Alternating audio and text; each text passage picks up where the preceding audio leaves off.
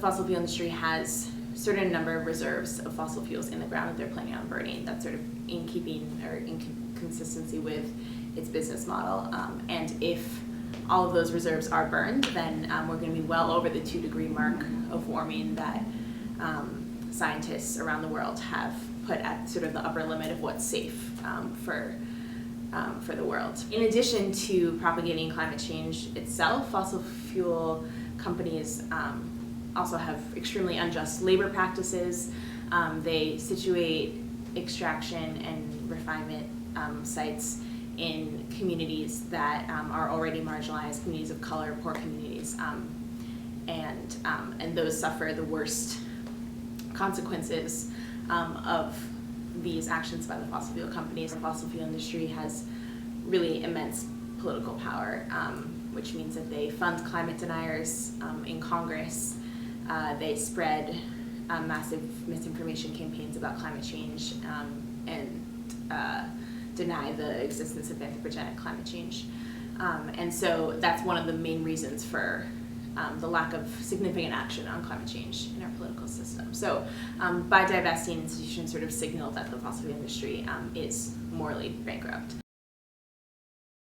So it was started at Harvard in 2012, and it sort of in its first year was an education campaign in that it was trying to really educate the student body and sort of engage in dialogue with the administration about the possibility of divesting. There was a referendum that was passed on Harvard's campus, and 72% of students who voted in favor of divestment. This was in 2013. The administration didn't engage with the campaign until the fall of last year, when President Drew Faust released an open letter to the campus saying divestment is neither warranted nor wise, in her words, and sort of laying out the reasons why Harvard wouldn't be divesting, and sort of shutting off dialogue there. And then after this switch, after President Faust sort of released a statement saying no, they wouldn't be divesting, the campaign chose to escalate and sort of step up the pressure on the Harvard administration and try to create enough sort of public awareness and public disapproval, making it more uncomfortable for the Harvard administration to not divest than to divest. A few students blockaded the office of the Harvard president, Massachusetts Hall, in Harvard Yard, and asking for an open dialogue on divestment. So any meeting that the administration had with students before was off the record, behind closed doors, and sort of a limited number of students, so not really in the spirit of open dialogue that the campaign had been hoping for, or that they felt the campus deserved. And simultaneously, a lot of faculty had been organizing themselves in favor of divestment, collecting signatures, releasing an open letter, that kind of thing, and they were also calling for open dialogue. We blockaded the office of the president in the hopes of getting this open dialogue, and it culminated with a student getting arrested and with no dialogue. Brought me to one meeting and was really amazed by the energy in the community of the students who were there, and it was something that I felt like a lot of other communities at Harvard were missing. As much as I wanted to participate, I couldn't, so I started learning more and more about the movement and about the issues, and educating myself, and simultaneously getting more and more involved with, in meetings, and I was able to sort of take on as much as I wanted. I sort of woke up one day and was like, yep, this has kind of become who I am.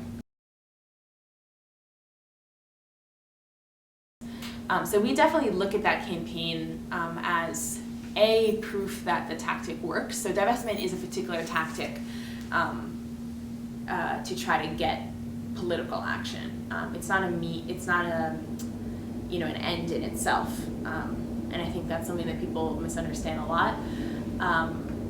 If Harvard divests, then that's like one great step along a very difficult journey. Yeah. So I think divestment is a tactic that, like I said, is trying to catalyze political change.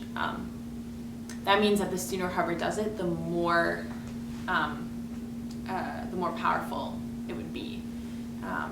Harvard has a chance to sort of come out ahead as a leader, and then catalyze a bunch of other institutions to divest, and perhaps catalyze political change. Part of that has to do with the moral authority that Harvard carries in its name. Our campaign has the goal of Harvard divesting by December 2015, which is an important time because that's when climate talks are starting in Paris, when global leaders are going to be assembling to try to yet another round of climate talks. But there's a lot of hope resting on this particular round, and there is potential that if Harvard divested before then, that would sort of make national headlines in a way that would impact the decisions that that political leaders make in Paris.